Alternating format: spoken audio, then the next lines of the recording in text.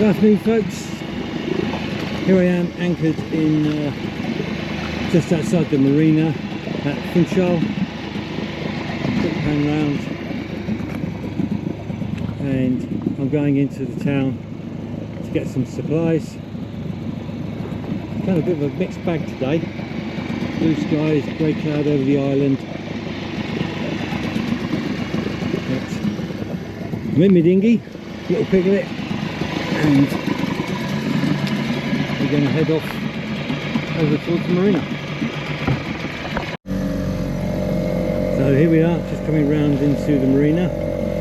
Like most of the marinas this neck of the world, they all seem to have a very narrow entrance. What I'm going to do is try and find where the dinghy dock is. I think it's over there. There's a couple of other dinghies tied up over there, so I think that's where I'll go.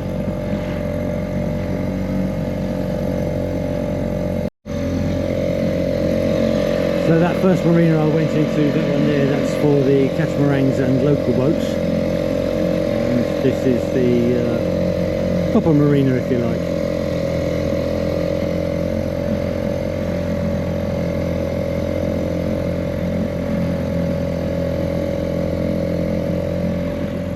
Over that side is where the cruise ships line up. They come in and spin themselves round, put themselves against the wall there. So any of you coming for a cruise to Madeira and Funchal, that's where you'll be disembarking.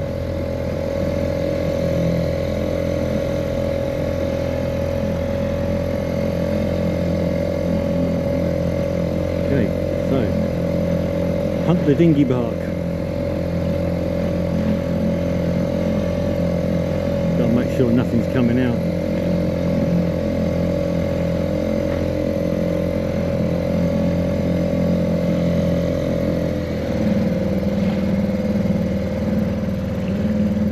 Bound to be one here somewhere.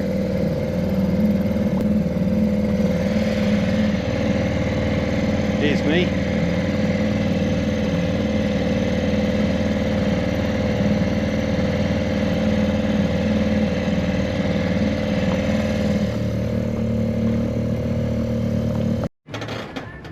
So there we go, we found the dinghy park. What I'm going to do is find the rubbish receptors, get rid of all my junk. Amazing how much you can build up. But there we go. Looks like I'm on the fuel pontoon.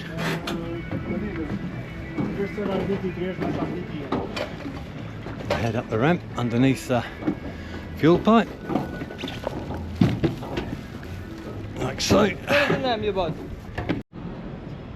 That was quite remarkable. The guy on the fuel pontoon is one of the staff here, and he actually recognised me, and it's been a week. The amount of people he must see, and he recognised me, named my boat and the lengths and the date that I booked in. Quite remarkable. Good afternoon, folks. Today's challenge is to try and fix my Raymarine C80 chart plotter. A couple of days ago decided to go on the blink. We'd had when I was in the marina down at oh, I can't think of the name of it now, Delorde. We had a lot of overnight driving rain in through the rear cockpit, and I believe that some moisture has got into the circuitry and has started causing an issue. Done a bit of research and it is a known problem. So hopefully I'm going to be able to take the offending circuit board out and do some diagnostic testing and see if I can botch a repair of some description. Been on YouTube, there's quite a bit on there about it. Watched a few videos and it looks reasonably straightforward. It's just a matter of getting access to it. I think it's going to be the difficult part, but I've managed to get the unit out of the binnacle and it's now here.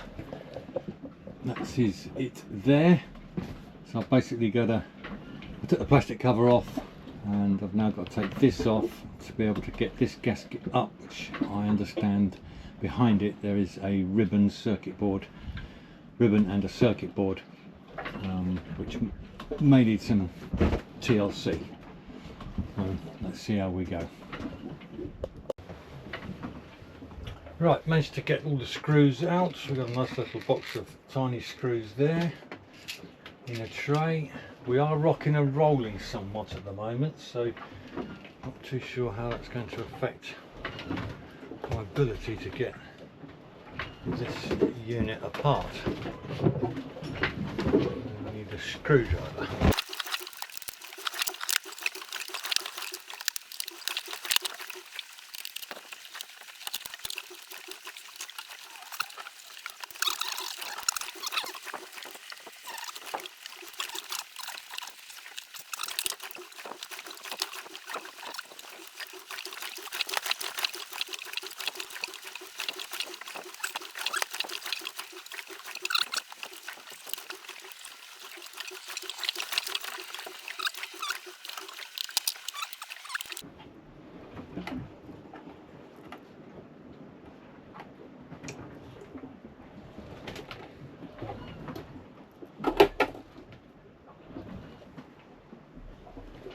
Ah, I can't see anything there that looks broken. To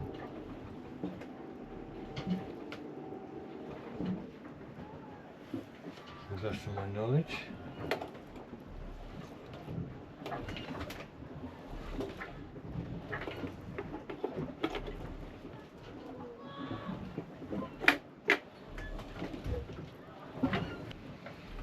So with some help from previous owner Richard, who's kind enough being my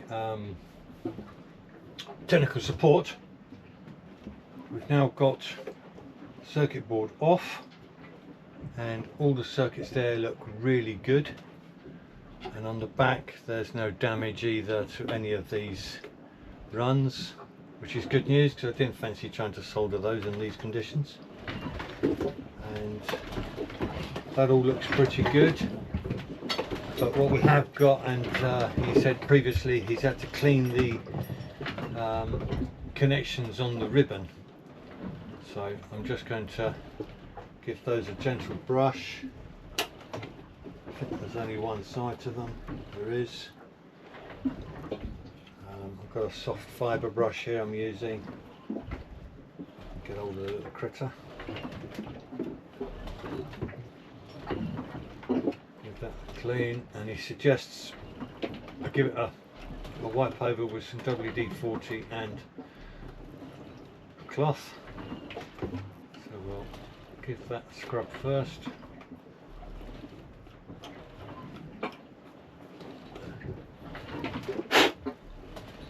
Like so.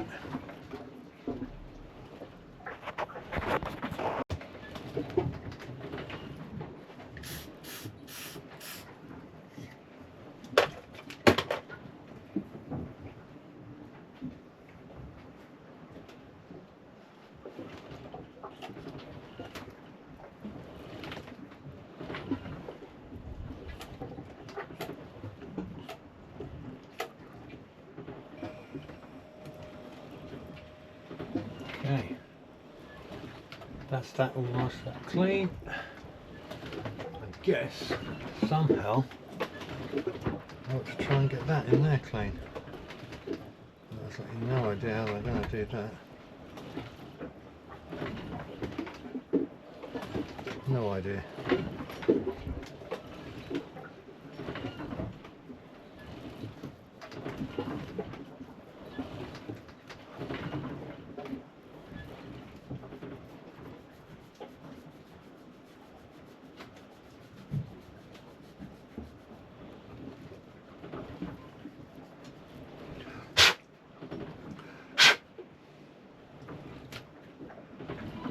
But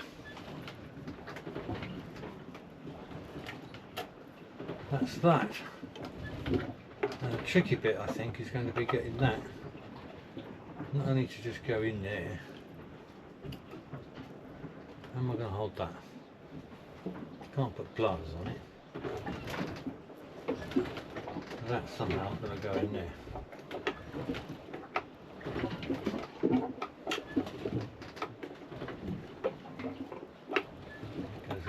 that.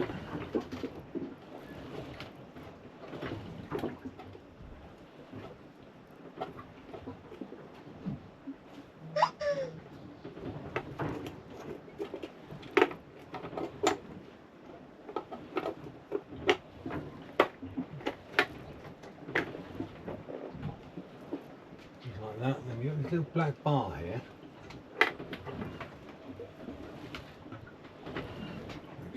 It's supposed to, there we are, go in. You can't see it, I don't suppose, but it has to, it's like a wedge. So I've got a feeling it. Oh yeah, I can see that's not going to happen. Cool. Trying to do this with varifocals on is bloody impossible. Oh, I think it goes round that way.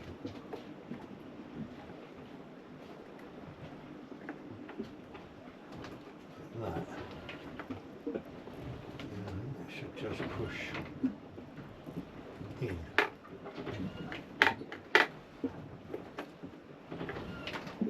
I've got a feeling that's it. Pull that down, that one.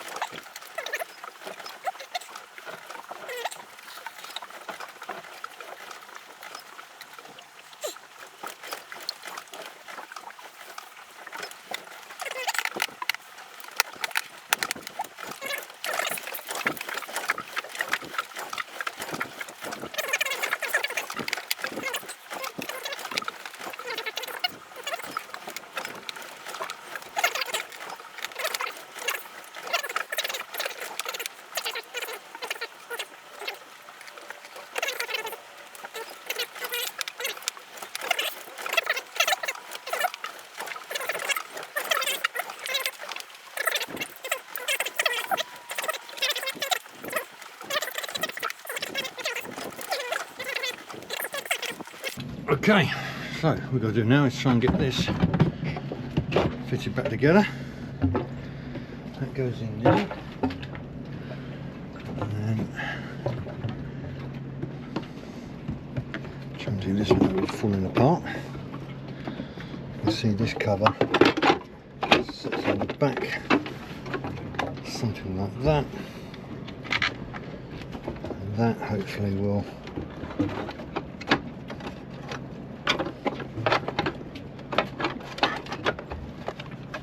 line up with that, maybe, or maybe not.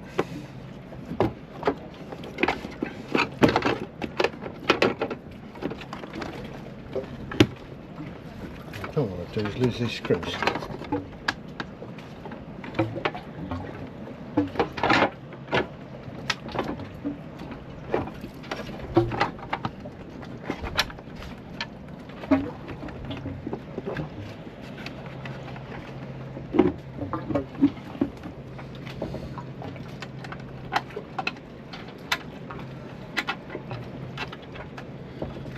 One end to hold it.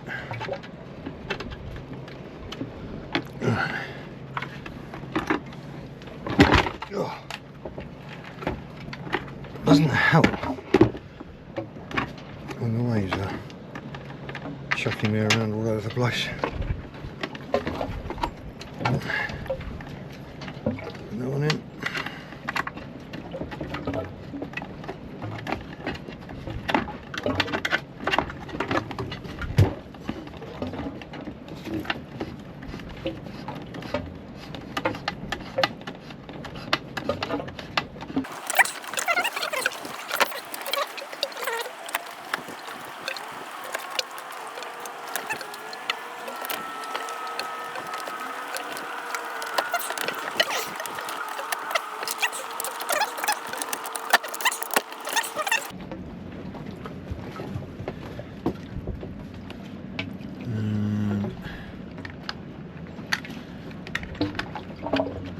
Flash card in.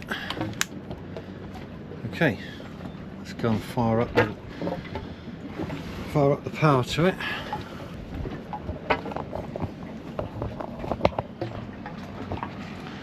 Here goes. Nothing. Hold on a minute. Own goal. We need to connect the cables to the back of it first. That'll help. But while I connect the cables up, I'll let you have a little look at the anchorage I'm at.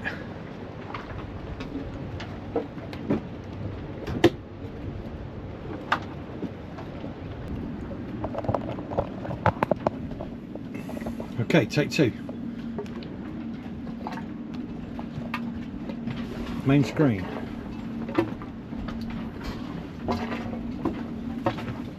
What was happening before was half the buttons weren't working. Okay, that one works. That's good. Page. Oh, I'm liking the look of this already. Go to presentation, tracks, menu works, data. Oh, what a result, Richard. You are a star. Okay, I'm absolutely chuffed to bits. Thank you very much, Richard, for your support as always. And we now have my chart plotter functioning with the buttons, range in and out. Oh, look at that, brilliant. I've just got to spend an hour now resetting it all and getting it where I like it. Nice result, really chuffed. Good afternoon, folks.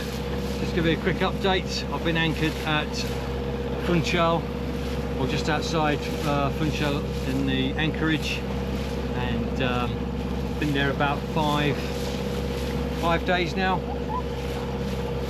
The swell there is uncomfortable at best, but last night and today the swell has picked up significantly and it's just become untenable. It's not safe to be in the boat, let alone out on the decks. Can't get anything done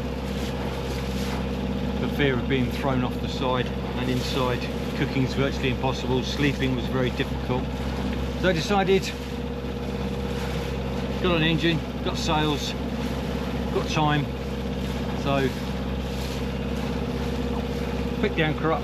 It was well and truly buried. Took a little while to get it up, but we got it up. And now heading up the coast to a place called, if I can find it, if I can pronounce it, Calheta. I'll just give you a quick view on the chart. It's a beautiful day.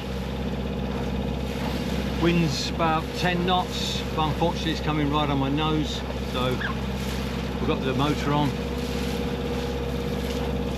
As I go up the coast, I'm going to keep an eye out to see what the swell's like in several different bays on the way. But I suspect it's going to be the same.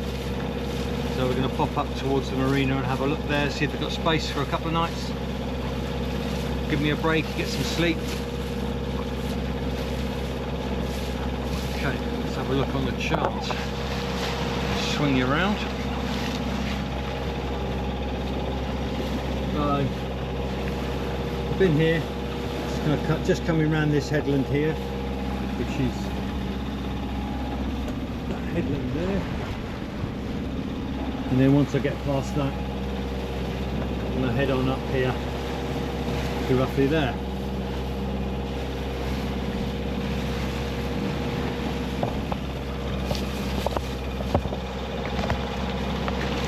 Apart from that, everything's been going really well.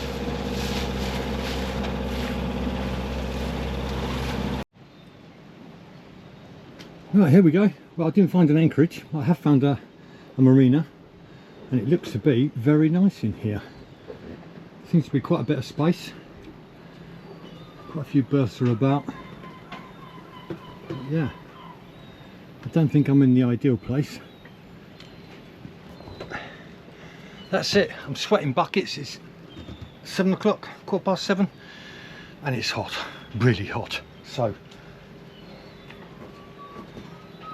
there we go, birthing beer. I've earned it. I've had a good sail, I was messing around, just gently sailing about 2-3 knots most of the way, so I got fed up with the engine, and then just motored the last half hour, and here we are. Happy days. Bye. Good afternoon, folks. One of the things I've been wanting to do is get my AIS receiver and transponder. It's a Class B. It's linked into the chart plotter, which is great, but it does mean I have to keep getting up and going to the helm, turn on the chart plotter, because I don't run it all the time due to the fact that I'm using a tablet with Navionics as a chart plotting, and the boat's chart plotter, dedicated chart plotter, uses a considerable amount of power, so I don't tend to have that switched on all the time. And when I turn it on, I get flashed with a really bright screen, and at night time that's a right pain before it goes into the dim mode, night mode. So what I've been wanting to do, I had a chat with a fellow sailor that I met in Ponta Delgada, and asked him if it was possible. He's an electrical engineer, knows a heck of a lot more about these things than I do. I'm very naive when it comes to boat electronics, or electronics of any kind really. So I've got a Smart Find Maderia 10 transponder, Class B.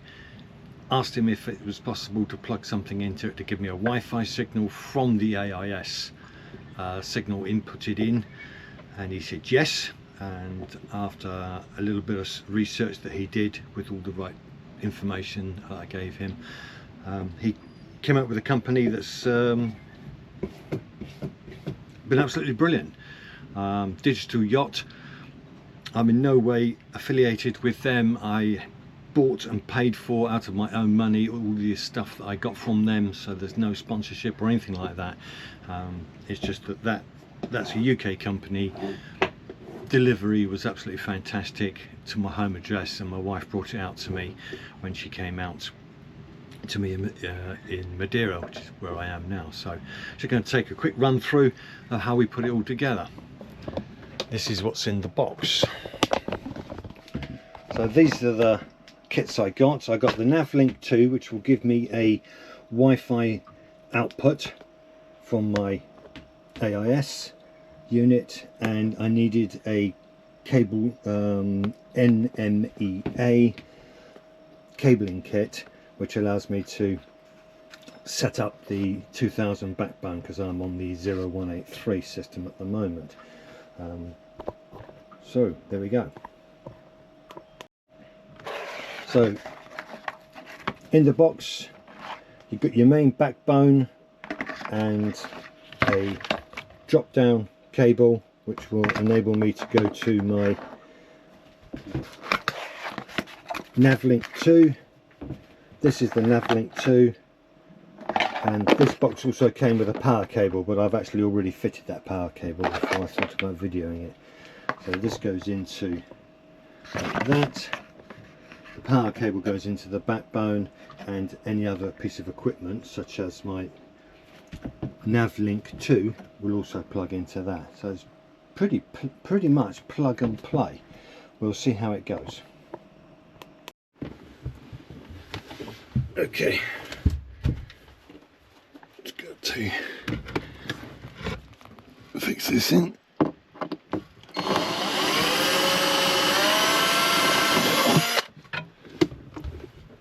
One hole there.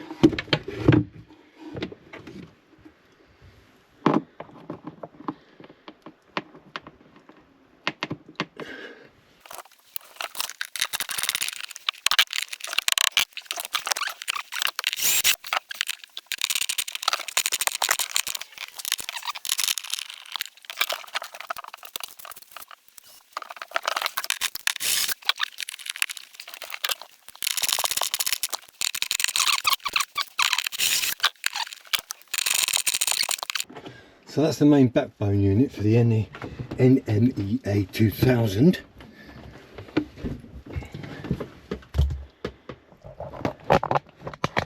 And what I've got here is my AIS system, Smart Find M10, and it's got a output socket here, where you can see that, well, there is, and I've wired the backbone in here. So this is the backbone power supply, which will go in one of these, and then the drop down cable will go in, and then the smart link nav link will go in as well. So I'll just get those all plugged in.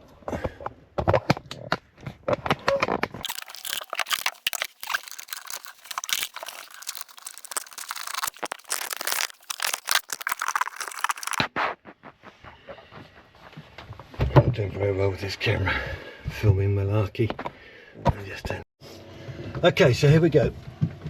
Got it all fitted in.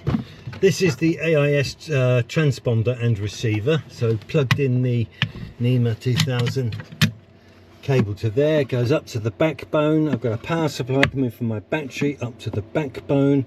This is the Nav Link 2 unit, and that loops down and also is plugged into the backbone. Everything's done up and it's showing, so you can see that there's power to it and there's data coming in, which is really good.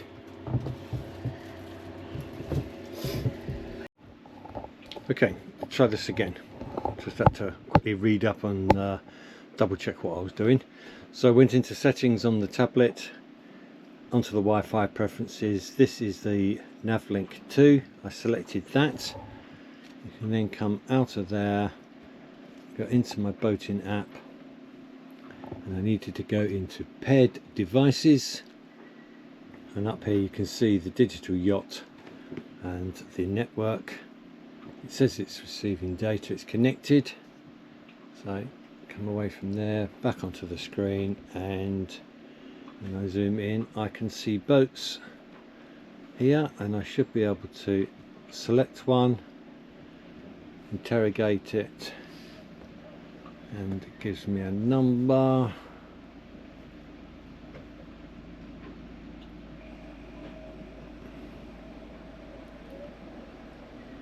Shoreline construction. Don't know why that's a boat called Sunrise. Over here looks like we've got one up on the hard, that's called ATUS, and should show me the information. It gives me the MMSI number, it gives me the location, the call sign, CPA, its speed, its course over the ground, its size, and all the information I need. So happy days. I consider that to be plug and play success.